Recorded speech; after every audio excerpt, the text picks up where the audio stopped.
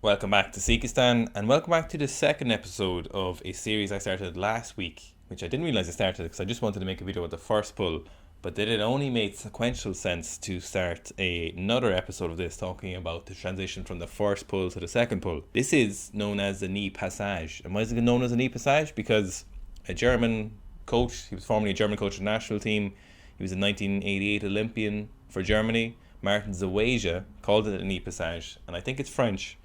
I don't know why a German man was using a French phrase, but it succinctly sums up what you can call it. So it's the transition from the first pull to the second pull. So it's when the first pull moves through and past the knees and into the second pull. So this is probably one of the most common areas that people mess up in the snatch, and to a lesser extent the clean. The principles are same for both the lifts, and I'll mention any distinct differences between them here, but the principles are similar, very similar idea. But more often than not, people mess up the snatch transition or the snatch passage, the snatch knee passage, as opposed to the clean knee passage. The clean has other issues that people encounter, which we'll probably get to at some stage. But just note, principles are the same, but I'll be highlighting a little bit more for the snatch, or think about it a little bit more for the snatch, because that's where we see the most common issues in all the way from beginner lifters right up until elite professional lifters. I don't know why I couldn't think of the word professional. So as with all kind of things in weightlifting, there's very rarely a distinct point when you would start saying this is when the knee passage definitely begins and this is when it definitely ends, but we'll put some kind of distinct ends on it. And the knee passage for you kind of begins as soon as you start lifting off the floor.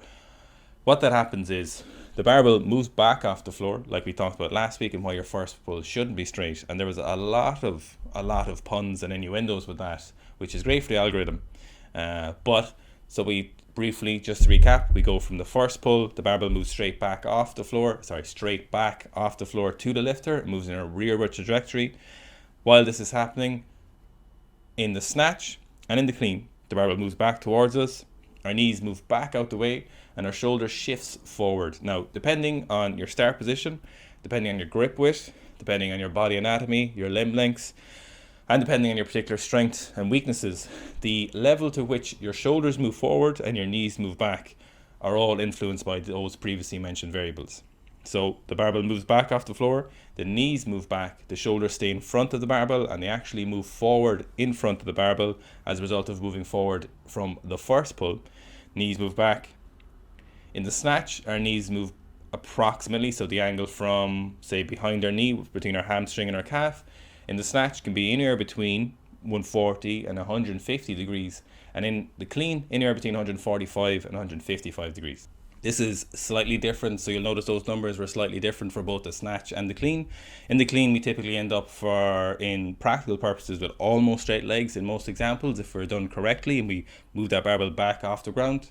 In the snatch, we have, certainly in practical purposes, it certainly feels like we're moving our legs out the way, but it's almost certainly not for a full extension in our legs. We're keeping some tension on our legs. Where does the knee passage finish? It finishes approximately at the lower 1/3 of the thigh for both the snatch and the clean. Obviously then there is significant differences between the snatch and the clean after that, which we'll probably get to at some stage, but no, the knee passage basically begins as soon as the barbell moves off the floor in both lifts and ends approximately at the lower 1/3 of your leg. So some of the things that will affect that knee angle, that 140 to 150, so obviously that's a range, and it's influenced by a lifter's leg strength or a lifter's back strength. So depending on which one you might favor, you'll have a greater or lesser knee angle as you pass the knees in both lifts, depending on which part of your body is stronger, either your legs or your back. So this knee passage happens from the extension of the legs.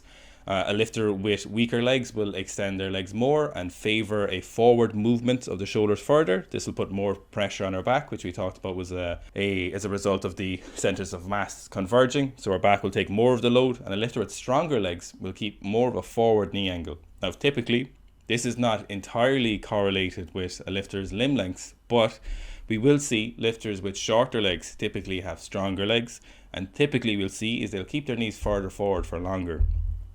This is not exclusive one-to-one, so we'll not obviously a lifter with long legs favour a stronger back and hence have a straighter knee angle in both lifts. It could be sometimes, for example, a lifter may have very weak back and weak legs and be quite limmy and may end up with a forward knee angle for both of these lifts and more forward than it should be. So just to recap slightly again, we're looking for the barbell moves back off the floor, knees move back, and shoulders move forward. And this depends then on your particular strengths and weaknesses and how your body is made up.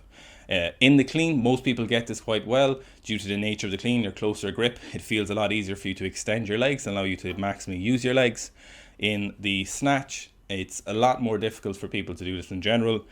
People find it very, very difficult to favor their back slightly more, as their backs in general will be slightly weaker than their legs. Now, we'll have some people with extremes, but most people will keep a forward knee angle. It doesn't feel comfortable to move our knees back out the way, as we talked about in the first pull. If you have a very straight first pull and the bar is pulling you forward, so if you're extending forward towards that barbell, it'll feel only natural, and it's only possible to keep that barbell and your center of mass and the barbell center of mass is close together. So this results in a forward knee angle as the barbell goes straight up. If you move that barbell back off the ground and move it towards that center of mass, it'll feel a little bit more intuitive and a little bit easier for your knees to move back out the way to correct for a proper second pull, and also for a correct knee passage.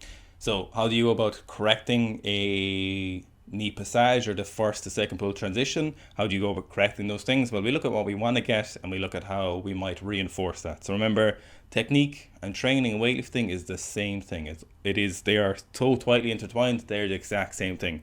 Your technique influences your training and your training influences your technique. So you need both of these to be working in tandem with each other to the best possible mechanisms as you possibly can get for your particular strengths and weaknesses. First place that we should always start in correcting weightlifting technique is not adding more exercises, is not changing our training routine.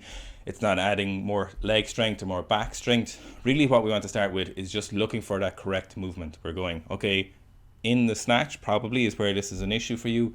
We need to go, is my first pull correct and I'm moving the barbell back off the floor?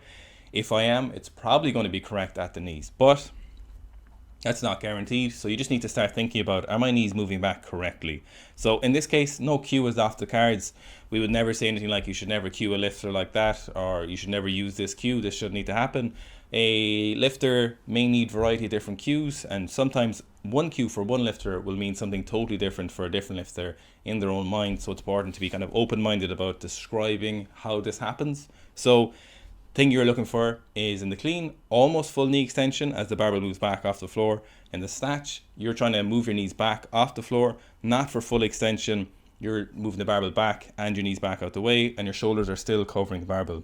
Like I mentioned last week, if you end up with a correct setup, if the barbell's in the correct place, if your start position is optimal for you, this will happen quite naturally. However, if you have an incorrect start position, or maybe it's just due to your nature of your body, it doesn't feel natural, you will need to do this, and you will need to think slightly about where your knees are going until this becomes second nature. So initially, it might be quite a difficult thing for you to think about. It might be a difficult thing for you to reinforce, but this is weightlifting. It's not supposed to be comfortable. And don't make the mistake of thinking that what feels comfortable is the most optimal for your technique. We see this very, very often where people will say, it feels so much better if I don't move my feet.